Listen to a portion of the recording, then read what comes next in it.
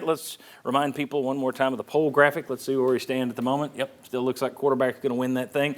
I want you to play along and click. Really, the most important aspect, the thing that pleased you most was quarterback.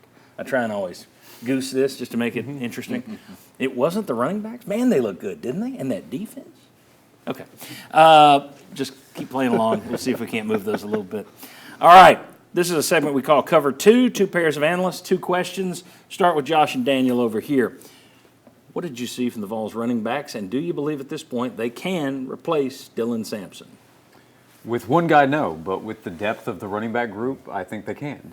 Star Thomas came in from Duke with a good amount of experience. He's an older guy, and he looks the part in terms of understanding his role. He's the third running back coming in. He ends up leading the team in rushing, but each guy has different strengths. They will need all three guys as the season goes along.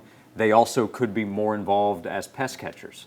Star Thomas's touchdown in the end zone was a great play by Joey to extend it, and then Thomas goes up and makes a play on the ball, and we saw Deshaun involved. So I think there's versatility with what they offer in their individual games to make it a really good group. And I got to agree with Josh. I thought one of the reasons Tennessee won this game was how hard those running backs ran the football. I mean, you look at the red zone runs that those guys had, it was Dylan Sampson-esque. I mean, every single one of them were falling forward. They'd get hit, but they had yard after contact, yard after contact, yard after contact. And, man, they just grinded Syracuse defense out and got the ball in the end zone. And I think someone mentioned on the show earlier, 5 for 5 in the red zone. Like, that's huge. I think it's going to be interesting moving forward. You're probably going to have a different leading rusher every week is my guess. Peyton Lewis didn't have the best numbers yesterday, but his first touchdown where he just ran a guy over, pushed him to the back of the end zone basically, just ran him out. One thing I liked about the running backs yesterday, the way they got Bishop and Thomas involved in the passing game. When you are thin at receiver, probably not bad to get the backs a little bit more involved in the passing game. We can't forget pass protection, too. They did a great job on pickups. There you go. Okay. Let's flip over to Marlon and Will. Pre-game show yesterday, we said there'd be a lot of questions that would be answered. You've seen one game. Will, I know you and I both picked 8-4. You were at 8-4 as well. Are you guys, after watching one game, are you ready to adjust your win totals at all? Up, down, or do you want to leave the same? Will, you go first. That's right. I am not ready at this point because you still play Florida away, which I'll never say you're going to win that game. I'm not going to give you that you're going to go against Georgia. Then you got to say Oklahoma, Arkansas, and Alabama, right? And coming out of that. So 8-4 right now still seems like you need to see more because you still have an Oklahoma team.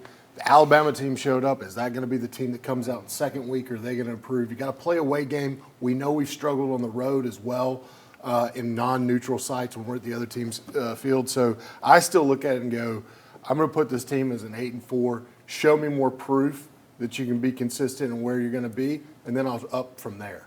Okay. Marlon. All right, I thought about going 9-3, but here's what I think about when I'm getting into it. You've got Alabama on the road. You've still got Oklahoma, who's supposed to have a really good roster this year.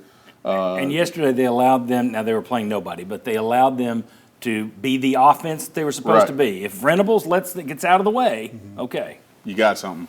But my question is, is that the Alabama team we're going to see by the time we get there? Or is the fans going to turn on him by the time we get there? Because he's got some questions he's got to answer. But here's my only question. The reason why I'm going to stay at 8-4 is our receiving core. I've got to see more. I've got to see more. Okay, hold off on that because we're going to get into that later. So okay, gotcha. But yeah, I keep it at 8-4 just because I've got some question marks about our offense that we still got to get answered. One thing I was going to say, I expected one of you to go up and I was going to come back with what about this?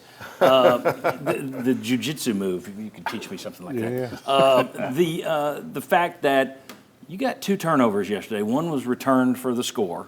You had another one where you get the great interception. T. Lander makes the pick after it was batted by McMurray, I believe.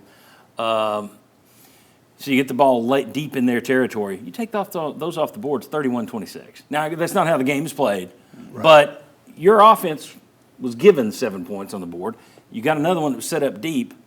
So the 45, you could look at that and say it's a little misleading. Even at 31, I thought it was a good first effort for this offense, first effort for Aguilar.